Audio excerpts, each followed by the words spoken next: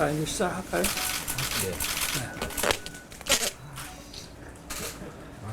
자, 오늘 옥천의 유경수 여사 생가를 찾아뵙고요. 또 도당위원회와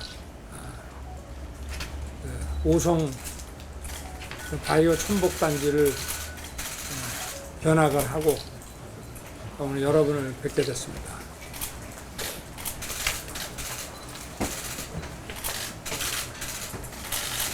충북은 그야말로 명실상부하게 우리 국토의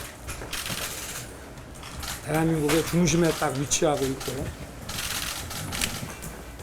또 우리 지역민의 정서도 중화와 이 중용의 정신을 가지고 대한민국의 이 여론과 생각의 균형추 역할을 하고 있을 뿐 아니라 국민 전체 민심의 바로미터라고도 알려져 있습니다.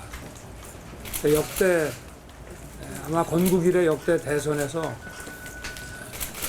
충북에서 이기지 않고 선거를 승리한 적이 없다고 할 정도로 우리 여기 충북민의 그 민심이 정말 그 균형추와 바로미터 역할을 하는 것 같습니다. 그럼에도 불구하고 이 충북이 우리 도민들이 생각할 때는 많이 소외되고 다른 지역에 비해서 좀 많이 인재 등용이라든가 정부의 그 SOC 투자라든가 이런 측면에서 많이 외면당해 왔다는 그런 생각을 하고 계십니다. 저희들이 보기에도 아까도 도당 그 위원회 갔다가 여러 위원님들한테도 말씀을 드렸지만서도 이 지역의 훌륭한 인재들이 국가의 그 최고위직에 많이 오르지를 못했고, 또 대한민국의 중심에 위치하고 있으면서도 도로와 이 철도 교통망에 있어서의 그 접근성이라든지 이런 것이 많이 부족한 건 사실입니다.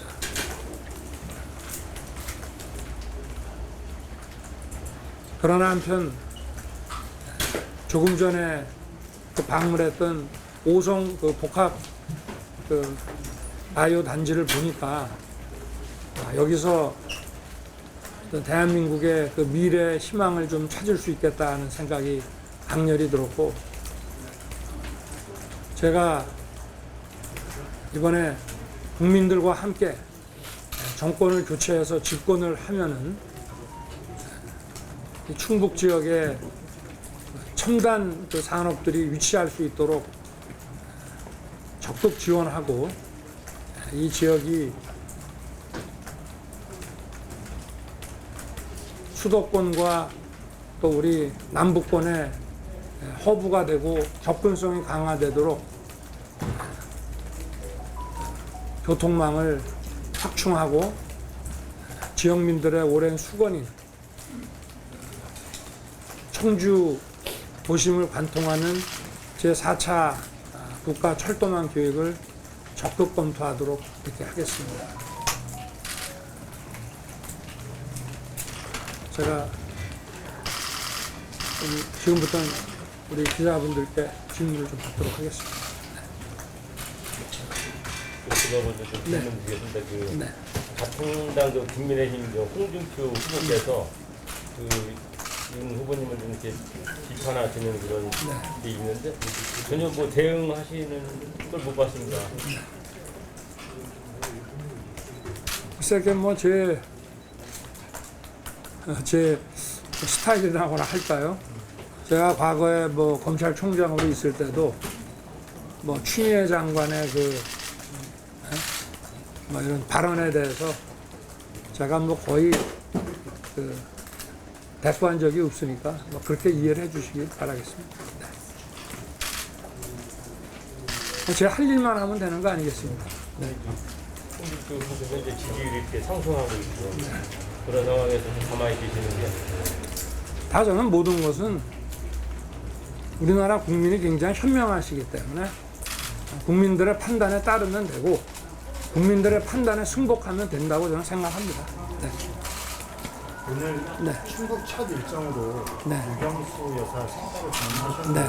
어떤 의미가 있다고 생각하세요?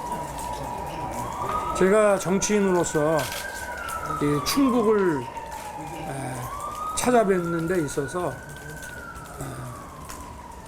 그 첫 번째 지역으로 그 옥천의 그 여사님의 상가를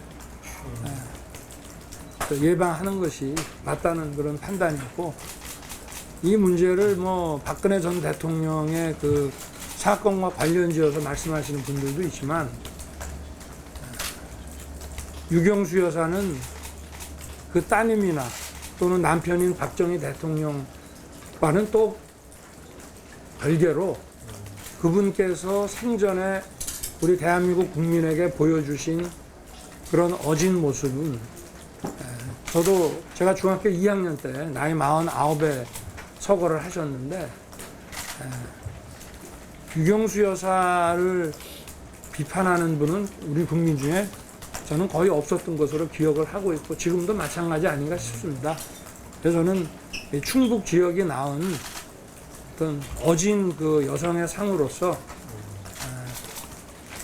충북의 그 자랑이 아닌가, 저는 그렇게 생각을 합니다. 네.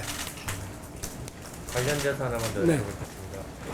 오늘 현장에서 그 여사님의 그 낮은 모습, 뭐 약자들을 위한 모습을 굉장히 강조하셨는데요. 앞으로 이제 공약을 만든다든지 전략을 짜실 텐데 어떤 그런 정신을 좀 담을 생각이 있는 좀 그런 발표였는지 좀 궁금하거든요. 그래서 제가 비전 경선에 아직 돌입하지 않았습니다만 며칠 전에 했던 비전 발표회에서도 차기 정부가 출범을 하면, 제가 집권을 하면 가장 먼저 해야 할 일로서 코로나로 인해서 빈곤계층을 벗어나지 못하거나 실업이 장기화된 분들에 대해서 가장 먼저 국가가 손을 잡아서 끌어올려야 된다고 이제 말씀을 드렸고, 그리고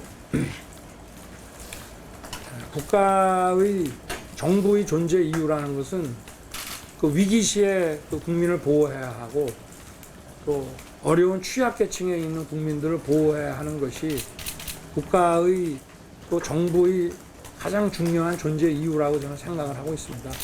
그래서 그건 뭐 아무리 강조해도 지나치지 않고, 우리가 이제 산업을 부흥하고 경제를 성장시키는 데 있어서 어떤 그 로드맵으로 갈 것이냐 하는 것에 대한 선택 문제와는 변론으로 사회적 약자, 취약계층, 또 어떤 위기에 직면해서 어려운 그 상황에 빠진 국민들을 보호하고 지원하는 것은 국가와 정부의 가장 기본 임무라고 저는 생각합니다.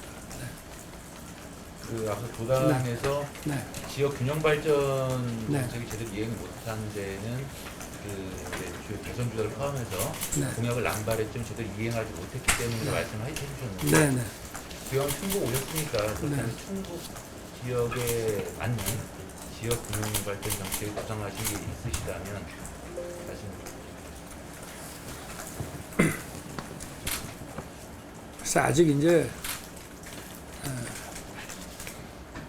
경선이 이제 막 시작되고 본선에 들어가지도 않은 마당에 지역 공약을 막 발표하는 것이 좀 무책임한 것 같긴 합니다만은, 저는 그 균형 발전이라는 걸 세 가지로 접근을 하겠다고 말씀을 드렸고요. 첫째는 지역의 자치, 특히 재정 자치를 강화해서 그 지역의 지역민들이 가장 원하는 그 재정 수요를 스스로 해결할 수 있게 재정 자립도를 높인다는 거 하나 하고, 그 다음에 각 지역들이 특히 충북처럼 우리나라 내륙의 딱 중심에 있는 경우 다른 지역과의 그 교통의 접근성이라는 것은 시간을 줄이는 겁니다. 그거를 강화해서 그걸 강화하는 인프라, 그 하드웨어를 만들어주는 것이 그게 이제 두 번째 해야 될 일이고, 세 번째는 각 지역에서 원하는 것도 있지만 또 그 지역의 그동안의 그 특성이라든지 역량에 비추어 가지고 타 지역에 비해서 비교 우위에 있는 그런 산업을 집중 육성하는 것이 바른 방향이다. 그래서 그 세 가지를 보고 있고, 충북 지역은 2009년에 여기가 오송 바이오 단지로 지정이 됐지 않습니까? 그리고 지금 10년 동안 이제 타 지역에서 많이 앞서 나갔습니다. 대구는 이제 의료 복합 첨복 단지가 됐고, 여기는 바이오 첨복 단지가 됐는데, 일단 이렇게 해서 한 10년 이상 진행이 돼 왔기 때문에 저는 이 부분을 좀 집중 양성을 시켜야 되고, 그리고 여기 지금 뭐 SK 하이닉스라든가 이런 또 첨단 기업들이 들어왔기 때문에 기존에 와서 타 지역에 비해서 많이 비교 우위에 있는 것들을 중점적으로 육성하고 투자를 해야 된다고 생각하고 있습니다. 네. 네. 뭐 이거 좀 가볍게 뭐 드리는 질문이긴 한데, 이 지역에 차렸던 그 대선 주자분들이 다들 그 지역하고 어떤 연고나 아니면 뭐 관계나 이런 것들을 좀 강조를 하셨었어요. 네. 근데 아마도 그만큼 뭐 지역 정서를 알고 있다, 또 내가 이 지역과의 어떤 그 교조나 이런 것들이 있다라는 것들을 좀 말씀하신 걸로 이제 저희들은 받아들이고 있는데, 네. 그간에 지금 도민들은 충북하고의 좀 어떤 그 연고라든지 이런 부분들에 대해서는 사실 알려져 있거나 알고 있는 것들이 없는데, 네. 혹시 있으시다고 하면 이 자리 통해서 좀 얘기를 해주시면. 제가 뭐 충북에서 태어나거나 여기서 학교를 다닌 것은 아닙니다만은, 어쨌든 제가 저희 부친부터 시작해서 위로 선대가 500년 동안 그 논산, 공주, 연기 지역에서 쭉 살아오셨기 때문에 어떤 충청인으로서의 그런 점을 말씀을 어제 드린 겁니다. 네.